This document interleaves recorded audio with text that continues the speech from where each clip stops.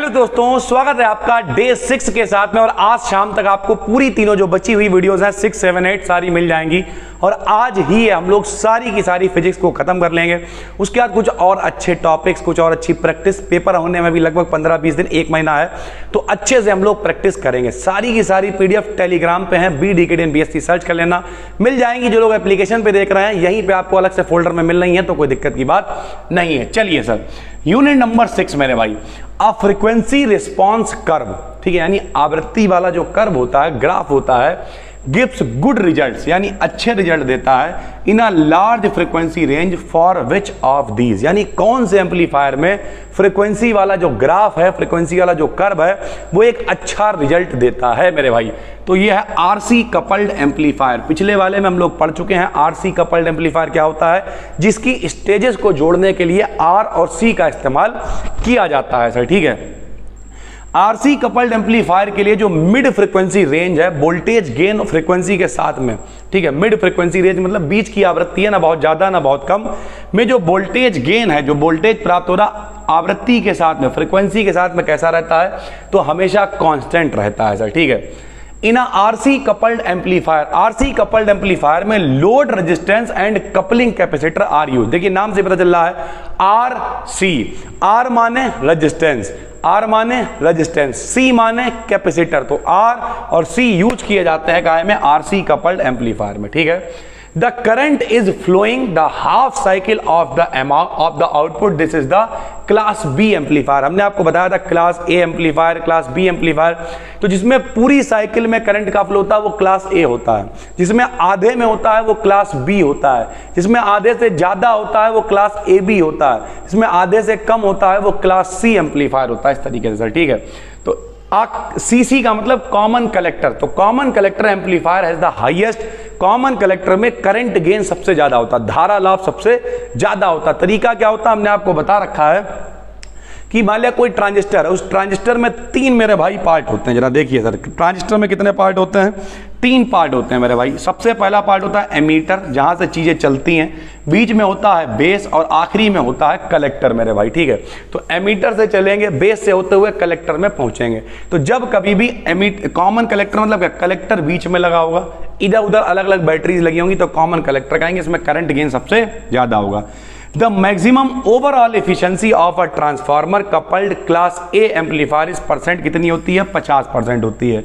यानी maximum overall efficiency, overall efficiency का मतलब क्या है, दक्षता, इफिशिएंसी मतलब काम करने की क्षमता ऑफ अ ट्रांसफार्मर, कोई ट्रांसफार्मर है जो कपल्ड है क्लास ए एम्पलीफायर से। ट्रांसफार्मर कपल्ड एम्पलीफायर क्या होता है, जब मल्टी स्टेजेस को जोड़ने के लिए ट्रांसफार्मर का यूज करते हैं, आरसी का यूज करते हैं तो आरसी कपल्ड एम्पलीफायर, ट्रांसफार्मर का यूज करते हैं तो transformer coupled amplifier.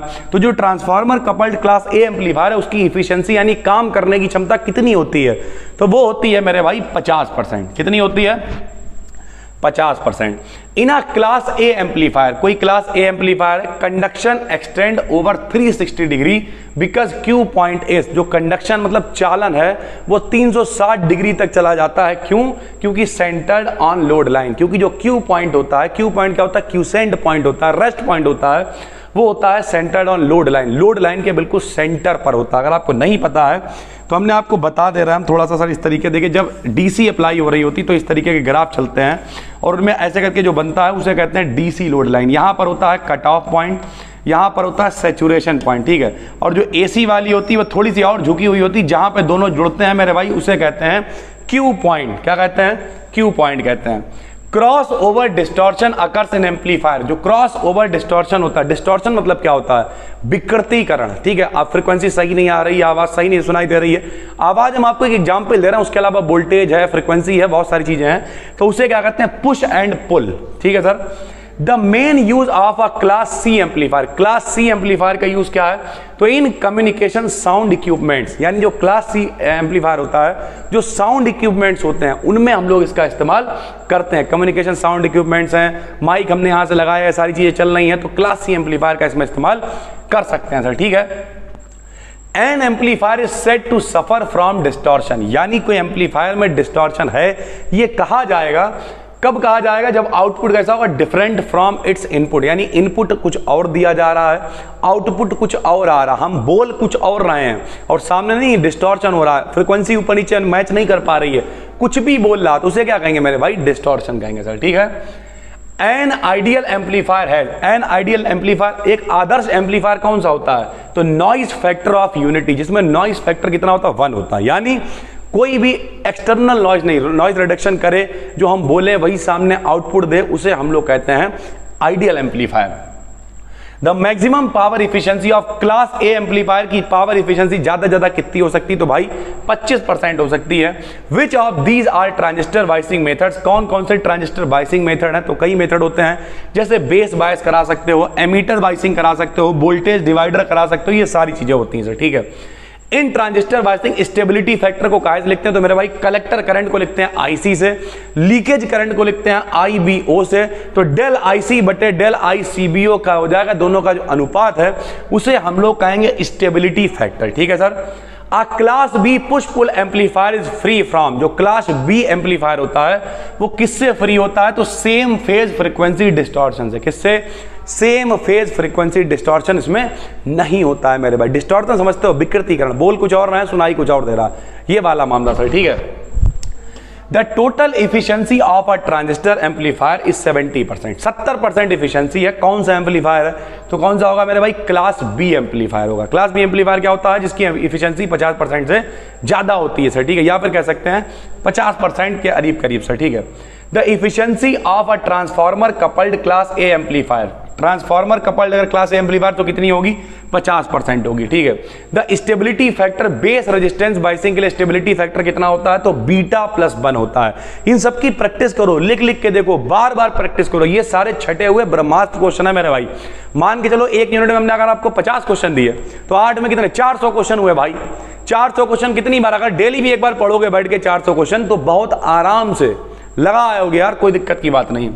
There is phase reversal of input signal in a common emitter amplifier, जहां कहीं भी कॉमन एमीटर एम्पलीफायर आए समझ लेना वहां पे फेज रिवर्सल होगा, कलांतर उल्टा हो जाएगा, रिवर्स हो जाएगा सर, ठीक है। और ये क्वेश्चन इंपॉर्टेंट है, आ सकता है। कौन सा एम्पलीफायर इसमें जो हाईएस्ट आउटपुट इंपीडेंस मिलता है? तो सीबी होता है, कॉमन बेस होता है सर, ठीक है। करंट गेन हाईएस्ट मिल जाए तो कॉमन कलेक्टर होता है सर, ठीक है। An amplifier is an electronic device, amplifier एक ऐसी इलेक्ट्रॉनिक डिवाइस है दैट इंक्रीजेज, जो बढ़ाएगी। एम्पलीफायर का काम क्या होता है? बढ़ाना मेरे भाई, वोल्टेज को बढ़ाएगी, पावर को बढ़ाएगी, आवाज को बढ़ाएगी, इन सबको बढ़ाएगी ना सर। तो एसी करंट, वोल्टेज, पावर, इन सबको जो बढ़ा देता है, प्रवर्धित कर देता है, वो एम्पलीफायर कहलाता है, ठीक है। The changing process of a low signal into high signal, come signal को हाई सिग्नल में बदलना क्या कहलाता है? एम्पलीफिकेशन कहलाता है। और जो बदलता है उसे क्या कहते हैं? एम्पलीफायर कहते हैं सर, ठीक है। The gain of N amplifier is, तो गेन कैसे निकालते हैं? आउटपुट बटे इनपुट, कितना इनपुट दिया, कितना आउटपुट मिला, उनका अनुपात निकालोगे तो उसे कहेंगे गेन। क्या कहेंगे? गेन। जैसे कोई कहे करंट गेन बताओ, तो आउटपुट करंट बटे इनपुट करंट, गेन निकल आएगा सर, ठीक है। पावर गेन कैसे निकलेगी? देखो पावर गेन का मतलब होता है पी, और पी बराबर फॉर्मूला होता है वी इंटू आई। तो पावर गेन बराबर voltage gain into current gain, ये फॉर्मूला आपको पता होना चाहिए। वोल्टेज गेन इज 20 दे रखा है, जरा देखना मेरे भाई, वोल्टेज गेन कितना दे रखा है? 20, यानी वी का मान सरल भाषा में कहते हैं तो वी है, 20 है। हालांकि वोल्टेज गेन को ए बी से लिखते हैं, हम बी से लिख ले रहा था, ठीक है। पावर गेन कितना है मेरे भाई? 2000 है। कह रहा करंट गेन आई बताओ, फार्मूला क्या होता है बताओ? P बराबर बी आई होता है। P का मान कितना है? 2000 है। B का मान कितना? 20 है। 0 0 बढ़ा दिया, 2 से काटा 100 बार, तो I का मान कितना आ जाएगा? 100 आ जाएगा। इस तरीके से मेरे भाई ये सवाल लगा करते हैं। The characteristic of a common emitter amplifier इस कैसा होगा? तो phase reversal of the signal होगा। हमने पहले ही बताया कॉमन एमीटर की बात आए तो फेज रिवर्सल होगा सर, ठीक है। ये इंपॉर्टेंट, देखिए दोबारा से आ गया। Maximum power gain is possible, अधिकतम पावर गेन कब होगा? ये देखिए कॉमन एमीटर में होगा, फिर से सर अगेन, ठीक है। सबसे ज्यादा यूज भी कौन सा करा जाएगा? Common emitter. देखिए मोस्टली यूज्ड कॉन्फ़िगरेशन कौन सा है? Common emitter. यार कॉमन एमीटर सबसे बढ़िया है सर, ठीक है। कॉमन कलेक्टर एम्पलीफायर में हाईएस्ट करंट गेन होगा, कॉमन बेस में लो पावर गेन होगा सर, ठीक है। ये सारी चीजें पता होनी चाहिए। The required energy to active an amplifier is got from, अगर आपको कोई एम्पलीफायर को एक्टिव करना है तो उसके लिए जो एनर्जी चाहिए कहां से लाओगे? तो डीसी पावर सप्लाई से लेके आओगे सर, ठीक है। For impedance matching which of the transistor amplifier is used. ठीक है, इंपीडेंस क्या होता है आपको बता चुके हैं। नॉर्मल अगर हम बात करें तो जो प्रतिरोध होता है R वो DC के लिए होता है, और इंपीडेंस होता है मेरे भाई Z जो AC के लिए होता है। तो जो AC यूज करा जाएगा वो CC कॉन्फ़िगरेशन यानी कॉमन कलेक्टर कॉन्फ़िगरेशन में यूज करा जाएगा। उसके बाद ट्यून्ड एम्पलीफायर क्या होता है, तो ट्यून्ड एम्पलीफायर को रेडियो एम्पलीफायर भी कहते हैं सर। ठीक है, इन हाई फ्रीक्वेंसी ट्रांजिस्टर बेसिस, तो हाई फ्रीक्वेंसी के जो ट्रांजिस्टर का जो बेस होता है वो पतला रखा जाता है। क्यों? ताकि इधर एमीटर से इलेक्ट्रॉन निकलेंगे, बेस से होते हुए ज्यादा से ज्यादा इलेक्ट्रॉन पहुंचेंगे कलेक्टर में, ज्यादा से ज्यादा लोग आपस में रिकंबाइन होंगे और बहुत सारी करंट का फ्लो होगा, फ्रीक्वेंसी बढ़ेगी।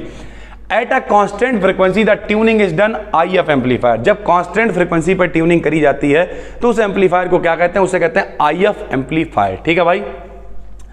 इन voltage and power amplifier their base is, जो वोल्टेज और पावर एम्पलीफायर होते हैं, पावर का मतलब बढ़ा दे जो पावर को एम्पलीफायर, उसमें कैसे होते हैं मेरे भाई? उसमें बेस कैसा होता है? थिन और थिक, पतला रखा जाता है। क्यों? ताकि आसानी, अभी हमने बताया था इधर से उधर इलेक्ट्रॉन है, होल है, वो सब जा पाए और करंट का फ्लो अच्छे से हो पाए। ठीक है। वोल्टेज एम्पलीफायर्स आर कैसे होते हैं? तो वोल्टेज एम्पलीफायर्स के सिग्नल बहुत लो होते हैं, इन्हें लो सिग्नल एम्पलीफायर्स भी कहते हैं। हाई सिग्नल एम्पलीफायर्स कौन से होते हैं? पावर एम्पलीफायर, जो पावर को बढ़ा देते हैं पावर एम्पलीफायर कहलाते हैं। वोल्टेज एम्पलीफायर में ट्रांसफार्मर कपलिंग होती है, अभी आपको बताया कई तरीके के कपल्ड एम्पलीफायर होते हैं, RC coupled, transformer coupled, LC coupled. तो जिसमें कपलिंग के लिए दो स्टेजेस को कपलिंग के लिए ट्रांसफार्मर का यूज करते हैं, उस एम्पलीफायर को कहते हैं transformer coupled amplifier. The graph between frequency end voltage gain, frequency यानी आवृत्ति और वोल्टेज लाभ के बीच में जो ग्राफ खींचा जाता है उसे क्या कहते हैं? उसे कहते हैं फ्रीक्वेंसी रिस्पॉन्स। ठीक है, यानी आवृत्ति क्या बोल सकते हैं उसे? रिस्पॉन्स को हिंदी में कह दो प्रतिक्रिया कह लो सर। ठीक है। उसके बाद the gain of RC coupled amplifier, RC coupled amplifier का गेन कितना होता है, कैसा होता है? तो increases at low frequency, frequency कम होगी तो गेन इसका ज्यादा होगा। The gain remains constant from 0 to a maximum value, यानी रिमेन्स कांस्टेंट हमेशा रहेगा 0 से मैक्सिमम वैल्यू तक भी, तब वो क्या होगा? तो वो कहलाएगा direct coupled amplifier. Direct coupled amplifier क्या होता है? दो स्टेजेस को डायरेक्ट जोड़ दिया जाता है, इसमें कोई RC नहीं, कोई LC नहीं, कोई ट्रांसफार्मर नहीं, कुछ भी नहीं, उसे कहते हैं डायरेक्ट कपल्ड एम्पलीफायर। इसमें गेन जो है वो हमेशा कांस्टेंट रहता है 0 से लेकर एक मैक्सिमम वैल्यू तक। ठीक। The need of high signal amplifier, जो हाई सिग्नल एम्पलीफायर होते हैं उनकी कहाँ पे उनकी जो है नीड चाहिए होती है? तो उनकी नीड होती है कब? जब हमें पावर बढ़ानी हो, पावर गेन एम्पलीफायर, तो फ्रीक्वेंसी ज्यादा चाहिए होगी सर। ठीक है। Frequency response curve will be best in, सबसे अच्छा फ्रीक्वेंसी रिस्पांस कर्व किस में मिलता है? तो 0 से मैक्सिमम तक कांस्टेंट रहती है फ्रीक्वेंसी, और ये होता है किसमें? डायरेक्ट एम्पलीफायर में सर। ठीक है, डायरेक्ट कपल्ड एम्पलीफायर में। The main reason of linear distortion, जो लीनियर डिस्टॉर्शन, सीधा सीधा डिस्टॉर्शन दिखता है, उसका रीजन क्या है? तो different phase change in frequency component, जो फ्रीक्वेंसी कंपोनेंट होते हैं उनकी कलाओं में अंतर होता है, कलांतर जिसे हम लोग कहते हैं, फेज डिफरेंस कहते हैं, उस वजह से लीनियर डिस्टॉर्शन दिखता है। The distortion in audio frequency amplifier को हम लोग क्या कहते हैं? तो फेज डिस्टॉर्शन कहते हैं। बहुत बार होता है, आपने देखा होगा एम्पलीफायर है, एम्पलीफायर वो क्वालिटी नहीं दे पा रहा है जो हम लोग एक्चुअल में चाहते हैं, बोले क्यों? डिस्टॉर्शन है भाई, तो उसे क्या कहते हैं मेरे भाई? फेज डिस्टॉर्शन कहते हैं। Power transistor are made big, power transistor बड़े बनाए जाते हैं, क्यों? टू रिमूव हीट, हीट को रिमूव करने के लिए पावर ट्रांजिस्टर हमेशा बड़े बनाए जाते हैं। इन लाउड स्पीकर भी यूज, जो लाउड स्पीकर होता है उसमें कौन सा? ऑडियो पावर एम्पलीफायर होता है। लाउड स्पीकर के लिए क्या करोगे? ऑडियो है मेरी यहाँ पर आ रही है, ये माइक लगा हुआ, ये क्या है? ये सिर्फ नॉइस कैंसिलेशन कर रहा है सर। ठीक है, एको वगैरह खत्म कर रहा है, लेकिन अगर हमें एम्पलीफाई करना, आवाज को बढ़ाना है, तो हमें क्या करना पड़ेगा? पावर एम्पलीफायर लेके आना पड़ेगा, एम्पलीफायर लगाना पड़ेगा और काम करेगा वो सर। ठीक है। Class A amplifiers are use, class A amplifier को कहाँ यूज किया जाता है?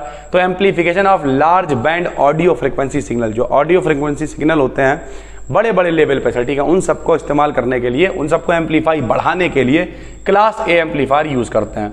Class A amplifier is used कब? जब लीस्ट डिस्टॉर्शन इज रिक्वायर्ड, जब हम चाहते हैं कि बहुत कम डिस्टॉर्शन हो मेरे भाई, ना के बराबर डिस्टॉर्शन हो, तब हम लोग क्लास ए एम्पलीफायर का यूज करते हैं। उसके बाद है the amplifier with highest collector efficiency, collector efficiency बहुत ज्यादा हो, कौन है? तो क्लास सी में कलेक्टर इफिशिएंसी बहुत ज्यादा होती है। क्लास ए एम्पलीफायर कहाँ यूज होते हैं? RF एम्पलीफायर में यूज होते हैं सर। ठीक है।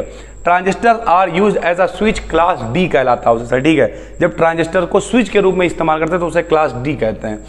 Efficiency and distortions both are least, बहुत कम होते हैं, इफिशिएंसी और डिस्टॉर्शन दोनों 25% केवल होती है, उसे कहते हैं class A amplifier. The common collector amplifier has input impedance but output impedance, high input impedance होता है लेकिन जो आउटपुट मिलता है वो बहुत कम होता है, किसमें? कॉमन कलेक्टर एम्पलीफायर में। Conduction angle of class B amplifier कितना होता है? 180 होता है सर, ठीक है। उसके बाद for class A operation Q point जो है वो लोकेटेड एट कहाँ होता है? तो सेंटर पे होता है, ये बात ऊपर भी हो चुकी है, लोड लाइन के सेंटर पर, ठीक है, जहां पर दोनों लोड लाइन एक दूसरे को काटती हैं। अभी हमने आपको बताया था सर, ठीक है, कि इस तरीके से बनता है सर, ठीक है। यहाँ पे आता है क्या? डीसी लोड लाइन, थोड़ी सी ज्यादा स्टीपर होती है एसी लोड लाइन, ठीक है, जहां पर ये काटते हैं उसे हम लोग क्या कहते हैं? क्यू पॉइंट कहते हैं सर, ठीक है। The conduction angle of class A B amplifier के लिए कितना होता है? तो 180 और 360 के बीच में होता है सर, ठीक है। The theoretical limit for the efficiency of a class B amplifier के लिए कितना हो सकता है? तो थ्योरेटिकल लेवल पे 78.5%, हालांकि इतना देता नहीं है, प्रैक्टिकल लेवल पे ये कम ही देता है सर, ठीक है। नॉन लीनियर डिस्टॉर्शन जब होता है तो उसे क्या कहते हैं? तो distortion when viewed in the frequency domain, जिसे हम लोग हार्मोनिक्स कहते हैं सर, ठीक है। A class B amplifier conducts only when there is input signal, यानी जब इनपुट सिग्नल होगा तभी क्लास बी एम्पलीफायर कंडक्शन करेगा, धारा का प्रवाह करेगा, एम्पलीफाई करेगा। क्लास बी ये बिल्कुल ठीक है, इनपुट सिग्नल तो होना ही चाहिए वरना एम्पलीफायर क्या ही करेगा सर, ठीक है। Small signal produces no distortion, जो बहुत छोटे छोटे सिग्नल होते हैं उनमें डिस्टॉर्शन नहीं होता है, बड़े सिग्नल होंगे तब उसमें डिस्टॉर्शन होगा सर, ठीक है। Class A and class B operations have opposite worst case condition, this statement is true, यानी ए और बी दोनों होते हैं, उनकी कंडीशन बिल्कुल अलग अलग होती है और ये बिल्कुल ठीक है सर, ठीक है। A class B amplification conducts only when there is input signal, class B हो क्लास ए हो कोई भी हो, जब इनपुट सिग्नल होंगे तभी वो काम करेगा सर, ठीक है। तो ये थी अपनी यूनिट नंबर 6, ठीक है। और यूनिट नंबर 7 और 8 भी अभी हम लौट के आके बनाएंगे। फिलहाल तो अभी हम जाएंगे घर पे खाना वगैरह खाएंगे, तब तक ये वीडियो पब्लिक होगी। आज शाम तक की कोशिश रहेगी, पूरी फिजिक्स आपकी खत्म हो जाएगी और मन लगा के पढ़ना है। कुछ जो बहुत अच्छे टॉपिक्स हैं उन्हें भी पढ़ाएंगे, बिल्कुल भी टेंशन नहीं लेनी है। हम मिलते हैं आपसे एक और वीडियो में, तब तक के लिए धन्यवाद।